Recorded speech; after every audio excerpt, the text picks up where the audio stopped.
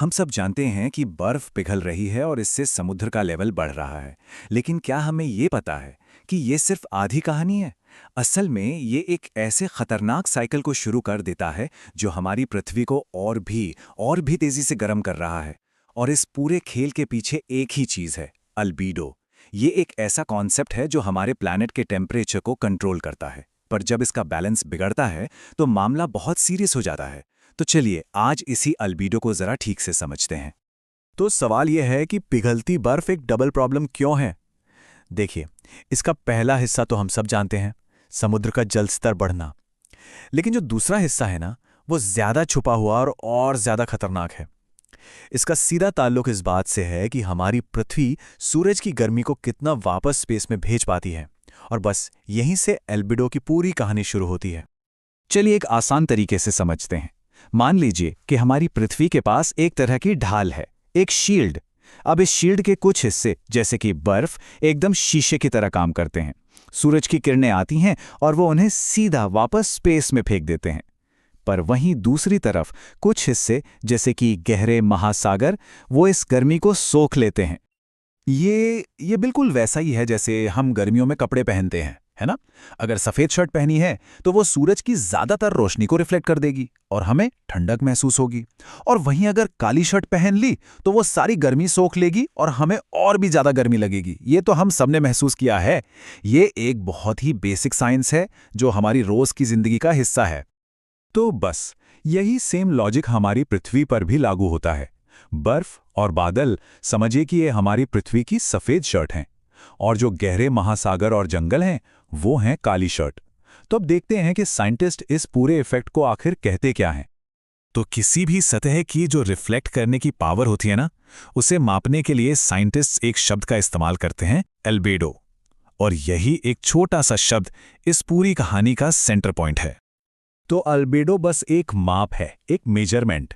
जिस भी सतह का अल्बेडो ज्यादा होगा वो सूरज की रोशनी को ज्यादा रिफ्लेक्ट करेगी और ठंडी रहेगी, और जिसका अल्बेडो कम होगा वो ज्यादा गर्मी सोखेगी और गर्म हो जाएगी। मतलब हिसाब एकदम सीधा है, ज्यादा अल्बेडो मतलब ठंडा और कम अल्बेडो मतलब गर्म।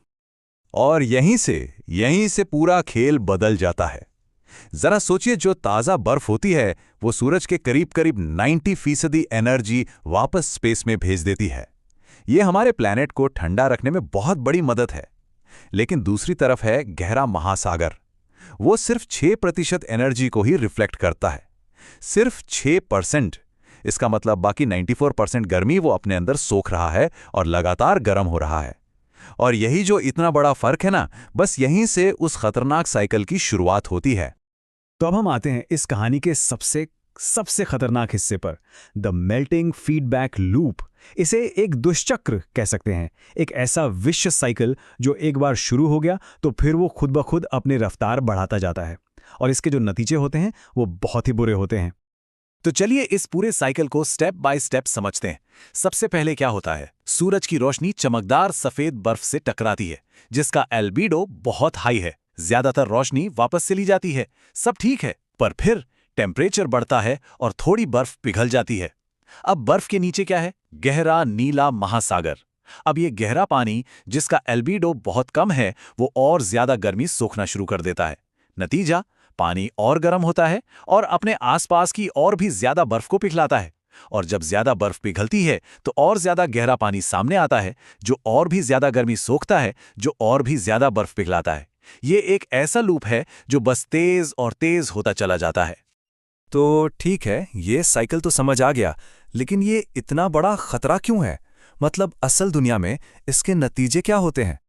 और इसके नतीजे वाकई में चौंकाने वाले हैं। सबसे पहली बात तो ये कि ये ग्लोबल वार्मिंग की रफ्तार को कई गुना बढ़ा देता है, खासकर पोल्स पर। इसे पोलर एम्प्लीफिकेशन भी कहते हैं, मतलब ध्रुवीय इलाके बाकी दुनिया से कहीं ज्यादा तेजी से गर्म हो रहे हैं। दूसरा, बर्फ पिघलने की स्पीड तेज हो जाती है जिसका सीधा मतलब है कि समुद्र का जल स्तर भी और तेजी से ऊपर उठेगा। और तीसरा, ये वहां के पूरे इकोसिस्टम को तबाह कर देता है, जानवरों के घर छिन जाते हैं और इसका असर पूरी दुनिया के मौसम पर भी पड़ता है।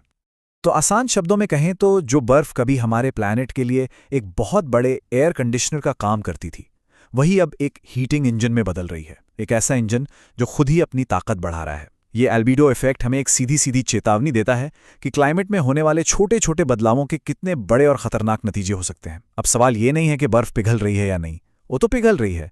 असली सवाल ये है कि इस तेज होते हीटिंग इंजन को रोकने के लिए हम क्या कर सकते हैं, इससे पहले कि वाकई में बहुत देर हो जाए।